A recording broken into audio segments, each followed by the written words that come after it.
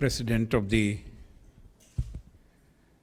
Novi University here in the city of Ljubljana, the former ambassador of this beautiful country to India, one of the very senior diplomats and currently advisor to the government here. My former colleague, currently ambassador of India to Slovenia, Srimati Namrata Kumar, all other members of the academic staff, students and friends. It's a privilege to be here amongst you, sharing my thoughts on India as a vibrant democracy. As it happens, this is the 75th year of India's independence. And when India became a free country, there were many who had perhaps genuine doubts whether India can sustain a democratic government.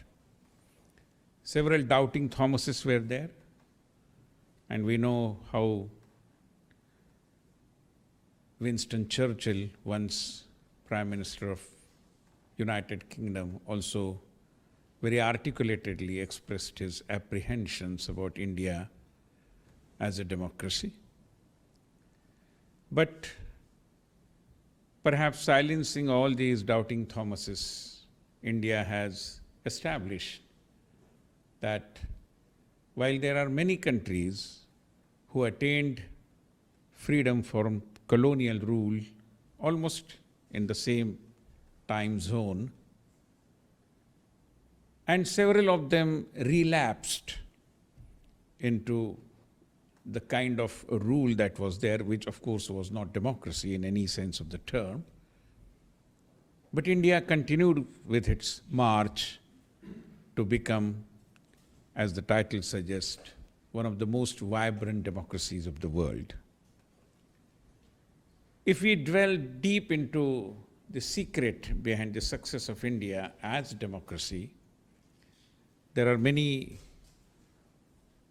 features of Indian society, Indian civilizational values that naturally help us to appreciate how and why India had succeeded in becoming a vibrant democracy. So as a part of my presentation, I would be firstly speaking about how democracy is a part of our lifeblood. Secondly, I would also be reflecting upon what exactly is the state of democracy as we practice today, because democracy in principle nobody can oppose. But when it comes to the practical aspects of democracy, implementing democracy, there are several issues that naturally come up, and many democracies all over the world are grappling with these issues.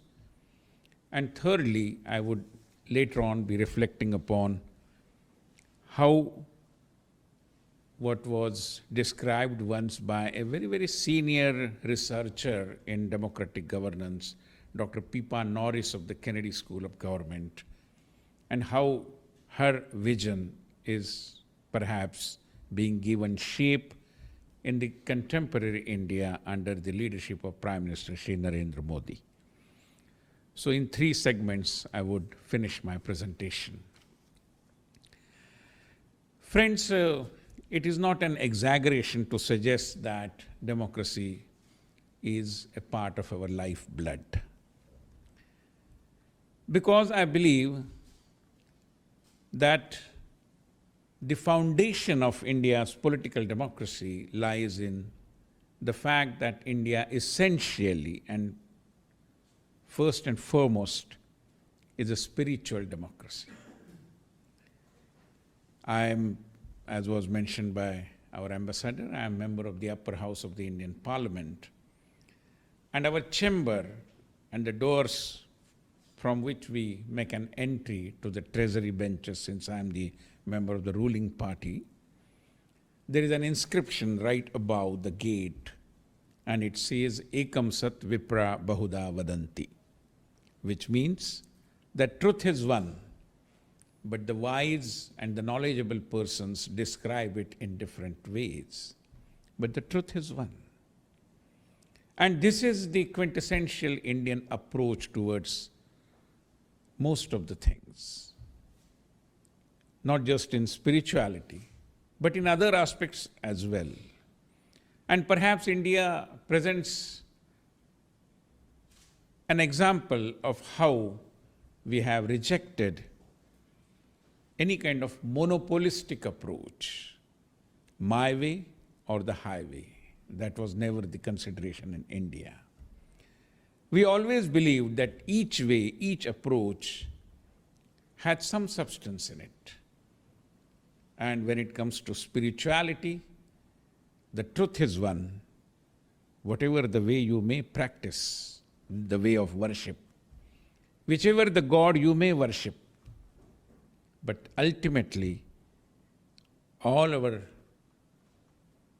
worships are reaching to the supreme and the unique, and which is common to all of us. And therefore, Ekam Sat, the truth is one.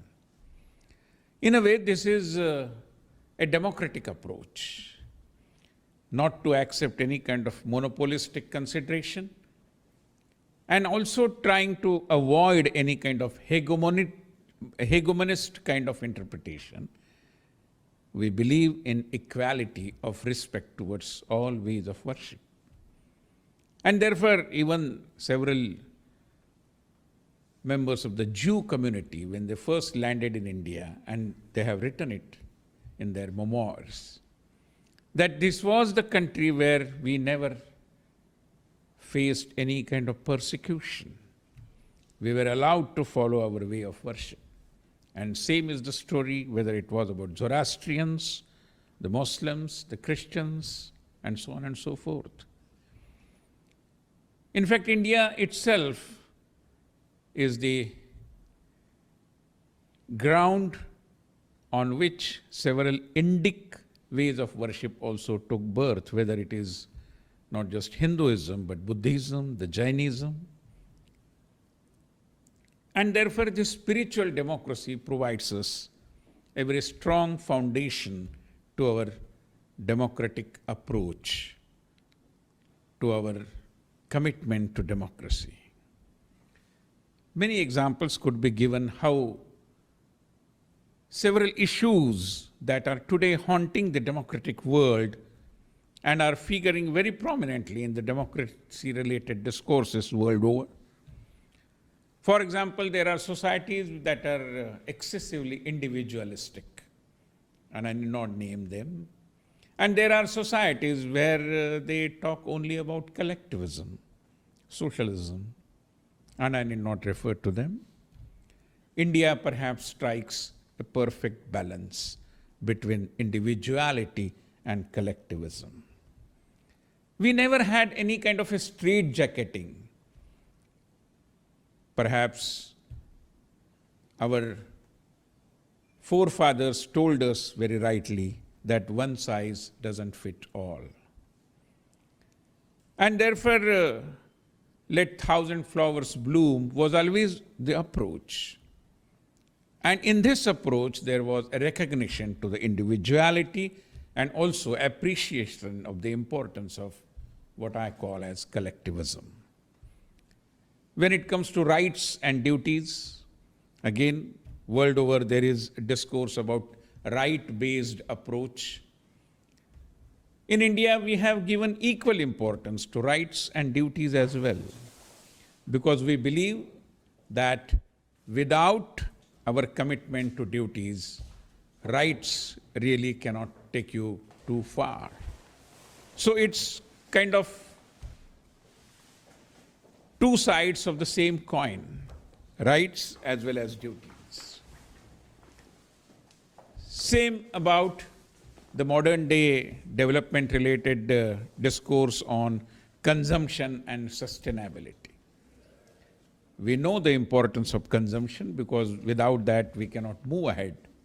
But we also appreciate the importance of sustainability. In fact, what the United Nations call as Sustainable Development Goals have their roots, most of them, in Indian philosophy and more particularly the Gandhian approach. Let me give some examples. India is known as a country with civilizational values. And family values definitely play an important role. There are countries, there are societies where families are breaking. They are becoming a thing of the past. But in India, we have continued with our family values without stretching them too far because, as I said, we appreciate the importance of individuality as well. But, for example, in our families, we always respect our fathers. India as well. But in India, we find an example in Ramayana, for example, that Ram is worshipped because of his commitment to his father, Dasharath, King Dasharath. But at the same time, there is an example where Prahlad, again a character in Indian scriptures, maybe mythological character, one may describe it that way, is also worshipped because he refused to listen to his father, Hiranyakashipu. So, respect wherever required and rejection wherever necessary. Same about the relationship between the siblings. We know about the camaraderie, commitment between Ram and his brother Lakshman. But we also know that when his elder brother deviated from the path of truth, Vibhishana deserted his brother Ravana. So, it is not that simply because family values tell you so, you have to respect your father or you have to respect your elder brother. That is not the straitjacketing that in India culturally we accept. We have every freedom to have our own judgment and take a call accordingly, which I believe is the essence of democratic thought. Similarly, if we look into the ancient history of India, you come across several examples of republics of smaller or bigger sizes. For example, very well-known Indologist A.S. Altikar has given several examples of such republics which were there in the good old times. The Republic of Bhaggas, Bulis, Koliyas, Sakya, Lichavi, Videha. Amongst them, the Republic of Vaisali, ruled by Lichavis, was most significant, and many historians have talked about it at length. It spanned over 3 districts, Vaisali proper, Kundargram, and also called Kundapura, and Vaniyagram. So, these kinds of republics were there. Not just the existence of republics in olden days, but also the way the republics were conducting their affairs. Essentially, there were 2 chambers, this bicameral democracy, which we are discussing today, in a way that the germination of that thought was perhaps there in the ancient Indian idea of democracy as well. Again, a very senior and well-known Indologist, K.P. Jaiswal, has at length talked about Samiti and Sabha. What was Samiti? The literally meaning of Samiti, we may in modern terms call it committee, to meet together as the greatest institution of the Vedic period. It was the National Assembly of the whole people, or Visaha. The Vedic society was organized at the levels of Kula, Visaha, and Jana. So these were the layers by way of which the societal organization was described. There are references in Atharva Veda as well as to what exactly is the importance of deliberative democracy, which many believe is only a modern concept. But Atharva Veda tells us, may my foe by no means win the dispute, overpowering, overcoming art thou, O Indra, who vexes us, bless us with abilities, make me superior in dispute. Give me the strength to be a good debater, to be a person who can articulatedly present my view in a samiti. So this deliberative democracy again has its roots, and we find the reflection of it in Vedas. The samiti appears to be an experiment in direct democracy still prevalent in some parts of the world. Most direct democracies in the world are localized. The Vedic society was patriarchic, where several families, which is Kula, constituted Visa. Later on it became Vasa and Vasahata, which is a colony. The compass would not have been any bigger in the Vedic times. Still, they appear to be coextensive with the kingdom. This was because the main function of the Samiti was to elect, dispose, and re-elect the king. Remember, the kings were also elected. It was obligatory on part of the king, that is Rajan, to attend the Samiti. The Rigveda says, like a true king going to the Samiti. I mean, a king is supposed to be consulting the Samiti, being kind of responsible to the Samiti, being answerable to the Samiti. So this was also an important part. While Samiti functioned like a legislature, the king acted like a chief executive of the kingdom. The king's tenure apparently depended on the approval of the Samiti. Many references could be given, but I don't think more elaboration is required about the existence of these democratic institutions in India. Friends, many people talk about India's diversity, and in a diverse society like this, how can democracy survive? But let me tell you, the diversity in India, the apparent diversity, is in fact the manifestation of innate unity. It is just the diverse manifestation. We are and we continue to be one nation and one people because we believe, we realize, we appreciate this innate unity.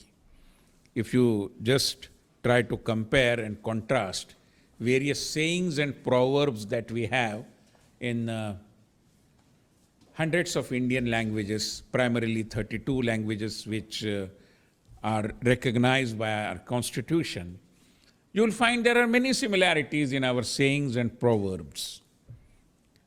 This similarity is not because of any government diktat. This similarity because of the commonality of our thinking, regardless whether we speak Marathi or Gujarati or Assamese or Bengali. And therefore, this unity in diversity is also something which has to do with the democratic spirit that is there in India. Coming to the democracy in practice, I already have referred to the doubting Thomases who at length, in a way, very elaborately spoke about whether democracy would be successful in India or not. But the discourse took a different shape after our first election, which happened in 1952. Chester Bowles, who was the US ambassador in India in the first decade post-independence, has very elaborately written on his experiences in India. And he writes, and I quote him, "Our pessimistic and somewhat arrogant assumption that democracy is practical only for a highly developed and educated people had proven to be wrong." He left the ambassador's report in 1954 when he demitted his office. And the report says, and I quote, "I have seen the spectacle of more than 100 million free Indians going to the polls in the world's largest free election. And I can imagine no achievement greater. I have seen long lines assembled before dozens of polling booths. I have seen women defy old customs and cast their first vote. It is estimated that a higher proportion of women voted than men. I have seen untouchable walk for miles to stand in the voting line next to Brahmins. I have seen Muslims and Christians, Buddhists, Jains and Hindus, half-naked peasants and rich landlords, workers in shorts and undershirts, and Western-dressed officials, all waiting their turns in deciding the future of their country. I saw too an old man of 80 on his deathbed who demanded that his fellow villagers carry him to the polls on a stretcher so that he could cast a vote in the new India before he died. In Asia, as in America, I know no grander vision than this: government by consent of the governed, unquote. So this is coming from somebody who also was very doubtful about the success of democracy in India. And what kind of success? The first general election, I am referring some 70 years before, 1951-52, was a great success. It placed India compellingly on the terra firma of democracy. Journalists, politicians, observers from various countries had descended upon India to study this great experiment. And you know what India's first election commissioner, Mr. Sen, has described? He says that the election was seen by the people of India as an act of faith, faith in the common man of India and his practical common sense. It was not for no reason that whatever the brief period of emergency, the draconian rule thrusted by then rulers on India during the mid-1970s was voted out lock, stock and barrel. And I'm sure no politician in India would ever dream of imposing that kind of a draconian rule any further. So this is the success of Indian democracy, friends.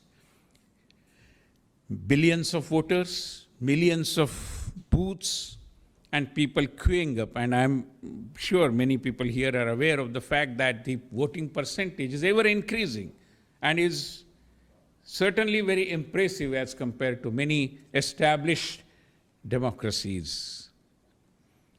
Again, important feature is the efficiency of the election commission and the use of smart technology. While there are many democracies that are still going by voting through ballot paper, in India it is through machine and still very efficient and credible, more importantly. Secondly, the peaceful transfer of power.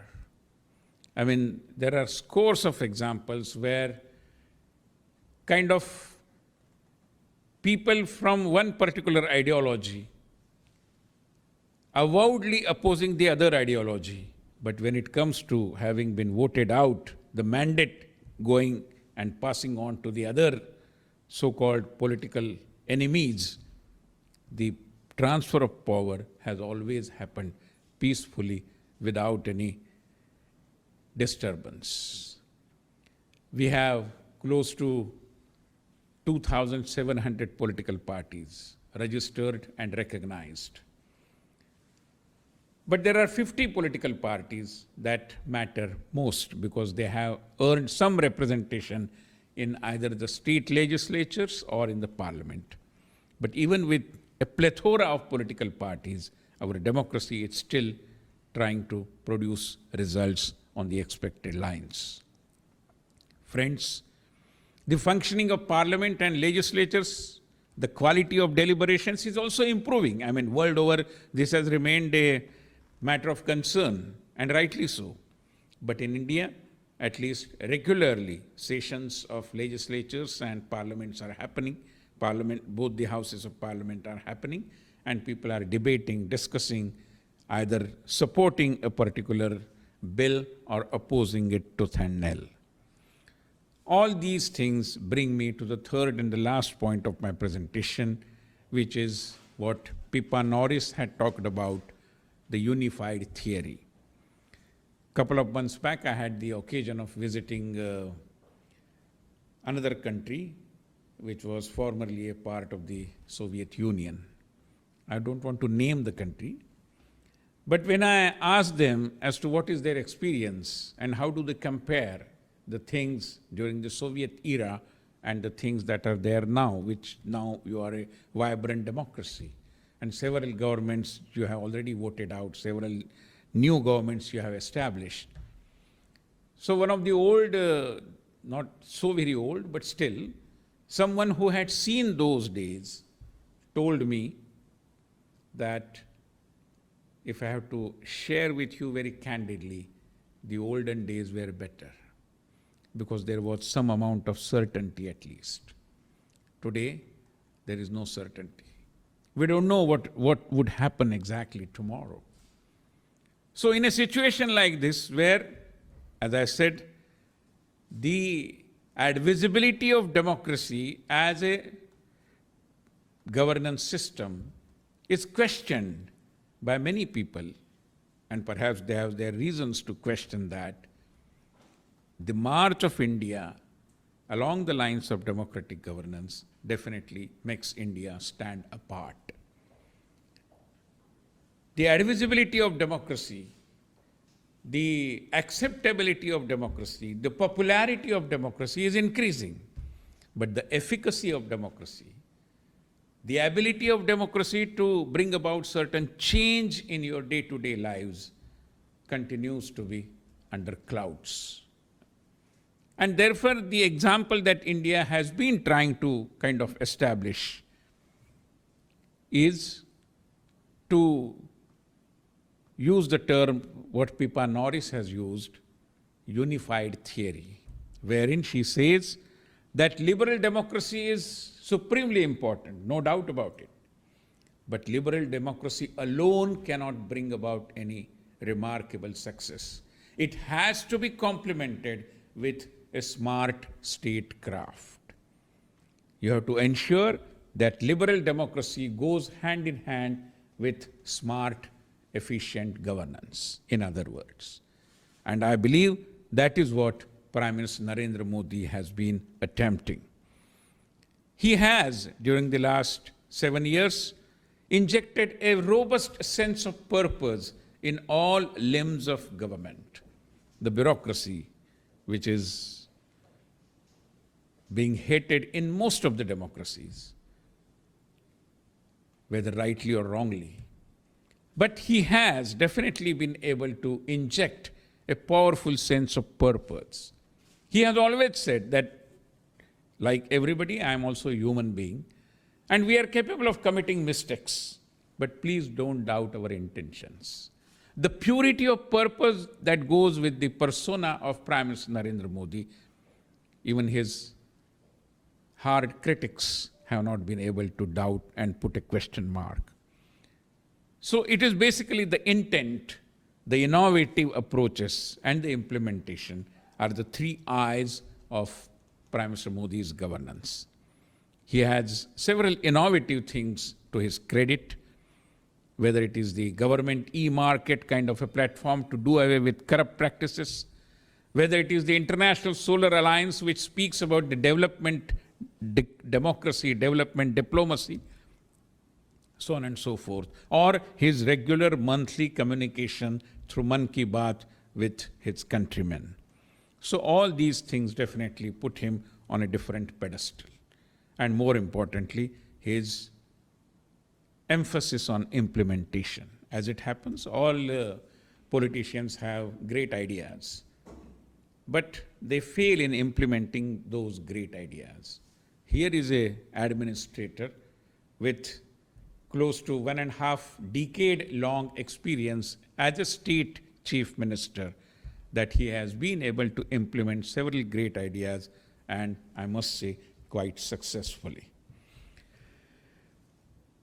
Before I conclude, let me revisit the question of diversity and keeping India together, because not just in the recent past, but during the last 70 years, there have been umpteenth number of challenges that India's nationhood experienced. There were people who wanted to secede. There are people who wanted to break India. There are people who believe that India is not one nation, it is a conglomeration of different nations. And all these people were squarely defeated because of the model that India has evolved. And what is that model? Let me tell you that gone are the days when cities like New York or Mumbai or wherever there are people from different cultural streams coming together were described as melting pots. Because all your identities are in a way melted and a new identity is acquired. That was the reason why people use this term. But then later on, close to 20 years before, journalists and researchers started not using the term melting pot, but they said, oh, that is wrong because you continue with parallel identities, simultaneous identities, and therefore they said instead of melting pot, we should call it as a salad bowl or a mosaic where you keep your original identity intact and still become a part of the larger identity. But India's model, I believe, is different than these two. Indian model, or India's model, if she has one, is neither the melting pot nor the mosaic, but the 1,000-branched tree for which there are references in Rig Veda, an endless diversity growing out of a common trunk. And this banyan tree, I believe, symbolizes the innate unity and diversity and marrying of both these that we have experienced, we have successfully experimented in India. To conclude, as an optimist, let me use the term, the words, what the famous mother of Aurobindo Ashram, Auroville, many people are aware of her, a very great, legendary, saintly kind of a philosopher. On 3rd February 1968, before she passed away, she had written, she had said, India has become a symbolic representation of all difficulties of modern mankind. And she says further, India will be the land of resurrection, reassurance to a higher and truer life, finding solutions to all these difficulties that modern mankind is facing.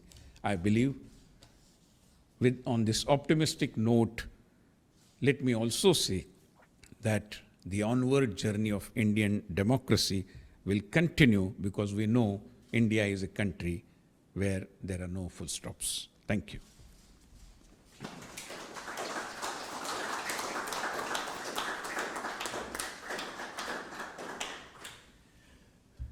Many thanks to President Dr. Vinay Sahasrabuddhe, the President of the India Cultural Center for Cultural Relations.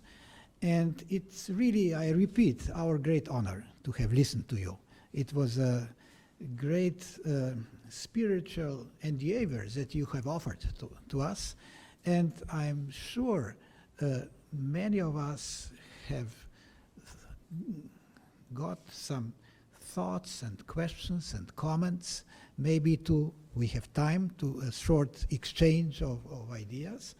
I may myself think about Jan Assmann and his analysis of the history, the European civilization stemming out of the old ancient Egyptian spiritual civilization by the heritage taken over first by the ancient Greeks, then by the Rome, and then spreading all over the Western hemisphere. And it's also a Samuel Huntington's notion of the great civilization which seems to be in clash nowadays.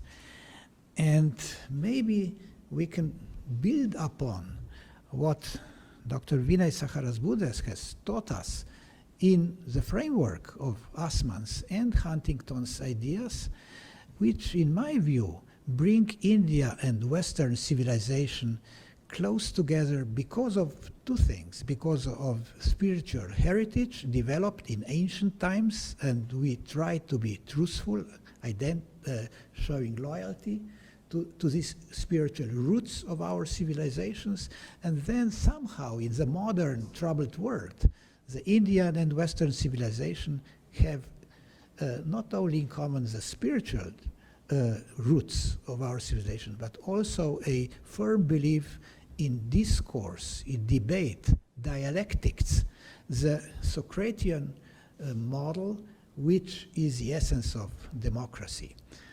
But maybe, Ernest, I could give you the word, and maybe to our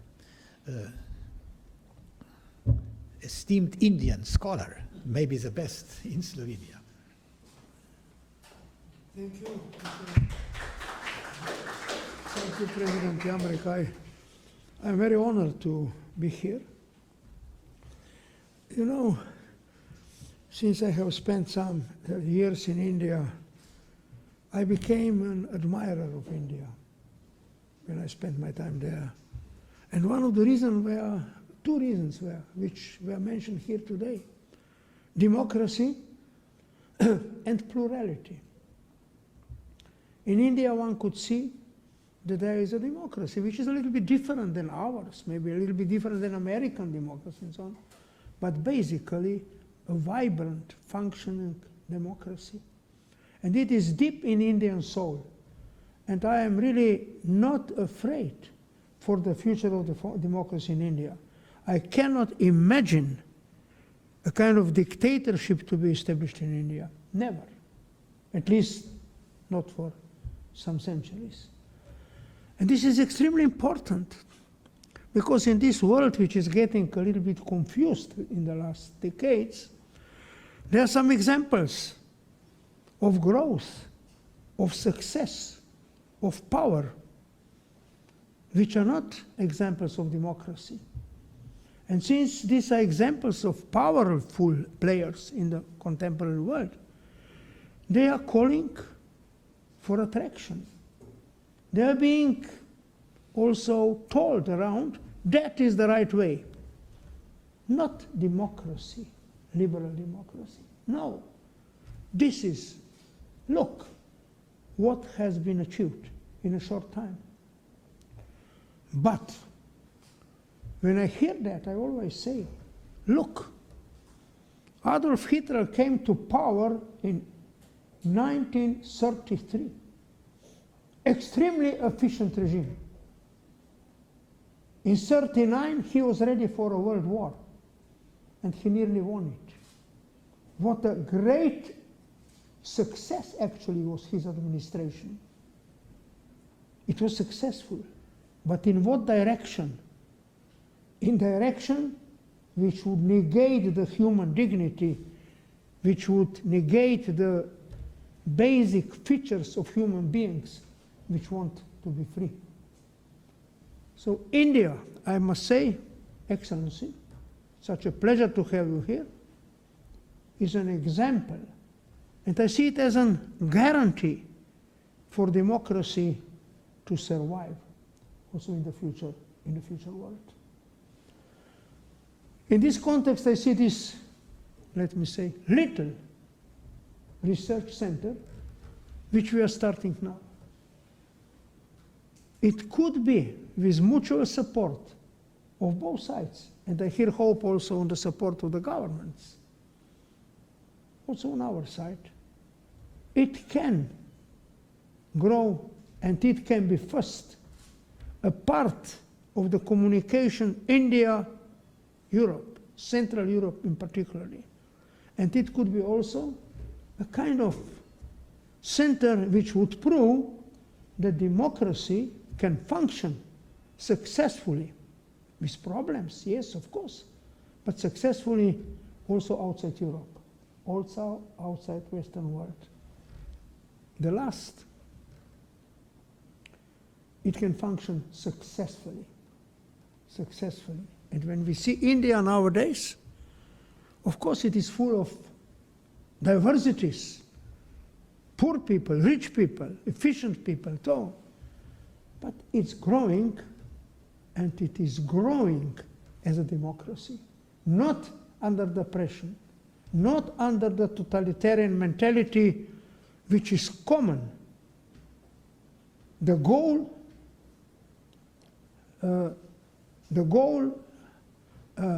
approves the means.